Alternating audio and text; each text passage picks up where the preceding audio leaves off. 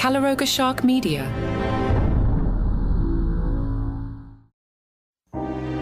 Hello and welcome to Murder Weekly. This episode is titled Heartless.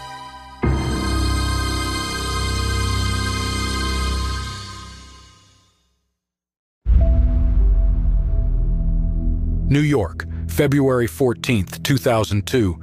The day had started like any other for Detective Jack "Sip" Malloy. A bitter cup of coffee, a stack of paperwork, and the dull throb of a hangover pounding in his temples. But when the call came in, a panicked voice on the other end of the line screaming about a double homicide in the heart of the city, Sip knew that this was no ordinary Valentine's Day.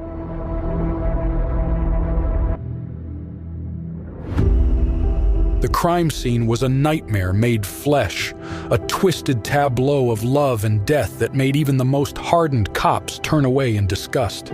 The victims, a young couple named Sarah and Michael, lay entwined on their blood-soaked bed, their bodies a tangle of pale limbs and lifeless eyes. But it was the gaping wounds in their chests that drew Sip's gaze, the ragged holes where their hearts had once beaten, now nothing more than empty cavities filled with congealing blood. The room was a riot of red and pink, the walls adorned with paper hearts and silk roses, a garish display of affection turned obscene by the horror that had unfolded within. The sickly sweet scent of the flowers mingled with the coppery tang of blood, a cloying perfume that made Sip's stomach churn and his head spin. As he picked his way through the carnage, his eyes searching for any clue or shred of evidence that might lead him to the killer, Sip couldn't shake the feeling that this was no random act of violence. The precision of the cuts, the careful arrangement of the bodies, it all spoke to a level of planning and forethought that chilled him to the bone. As Sip stared at the gaping wounds in Sarah and Michael's chests, he felt a wave of nausea wash over him. The sight of the ragged, blood-soaked cavities where their hearts had once beaten was enough to make even the most seasoned cop flinch. "What do we got, Doc?" Sip asked, his voice thick with a mix of revulsion and determination.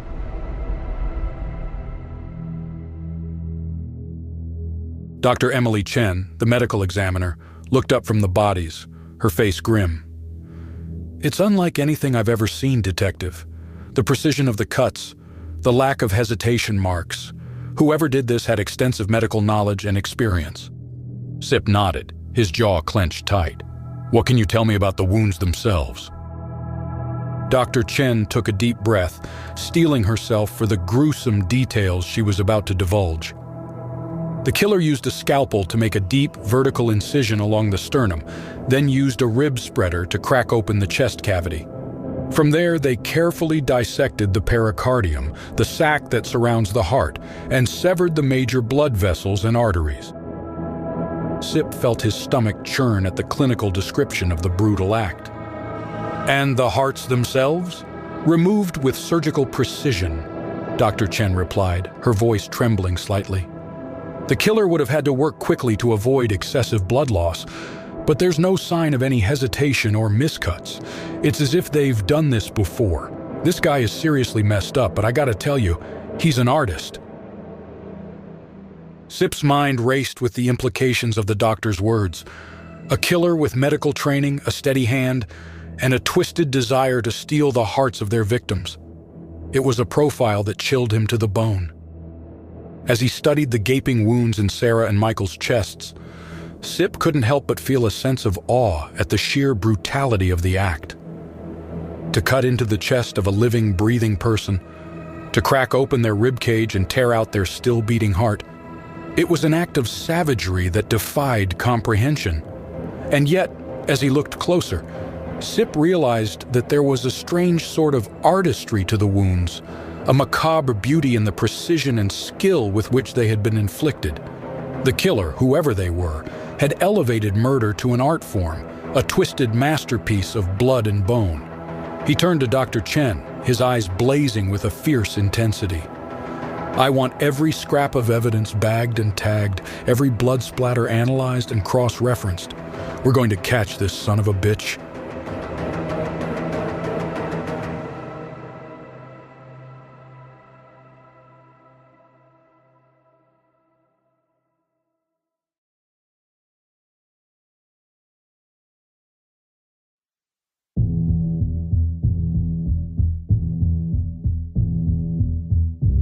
The first lead came from the couple's friends and family, a tangled web of jealousies and resentments that seemed to point to a jilted ex-lover with a history of violence. But as Sip dug deeper, he found that the man had an airtight alibi, his whereabouts confirmed by a dozen witnesses and a time-stamped security camera.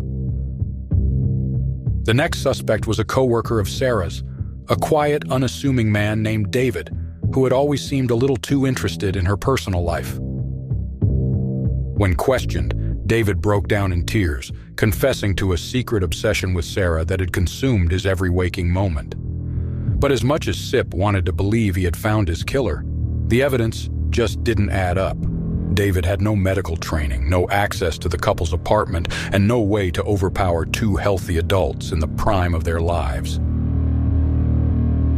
As the days turned into weeks and the trail grew colder, Sip found himself haunted by the memory of Sarah and Michael's lifeless eyes, the gaping wounds in their chests that seemed to mock him with their emptiness.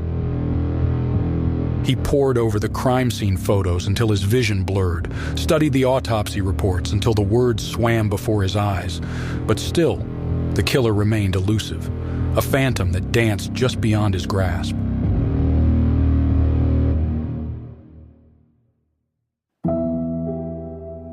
A month later, a couple was found murdered in the same grisly fashion in Miami, their hearts cut from their chests with surgical precision. A witness had seen a man leaving the scene, a tall figure in a dark coat.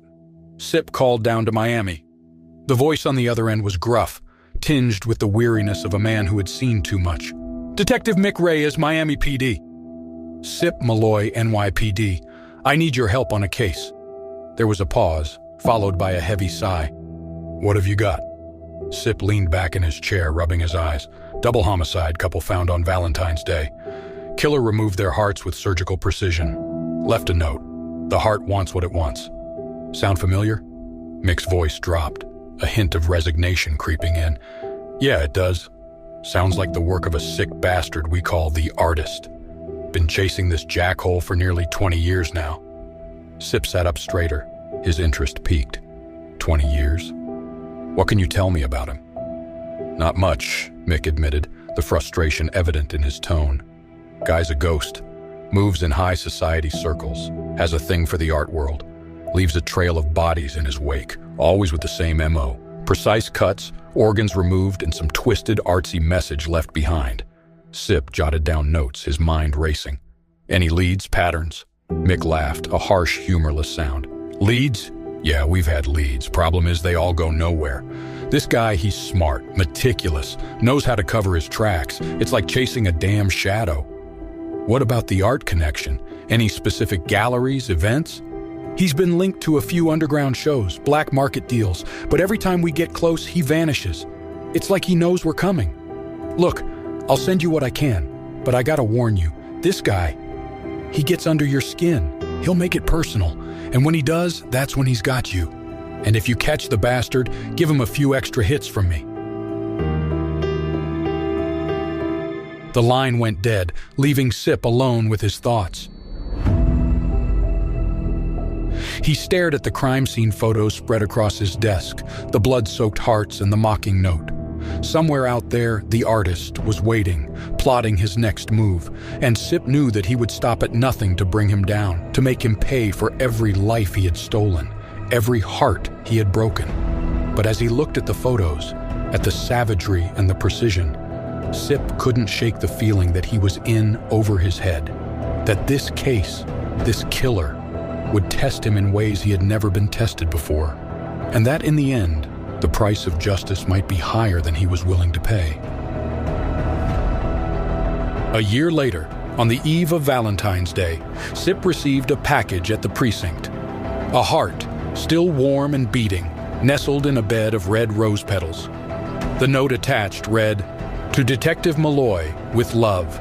The game is just beginning."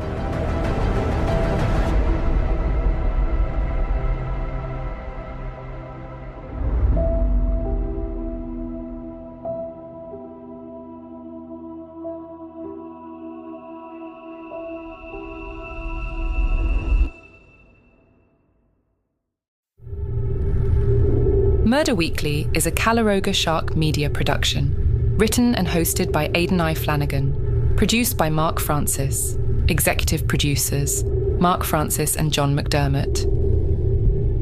Portions of this podcast may have been created with the assistance of AI. Calaroga Shark Media.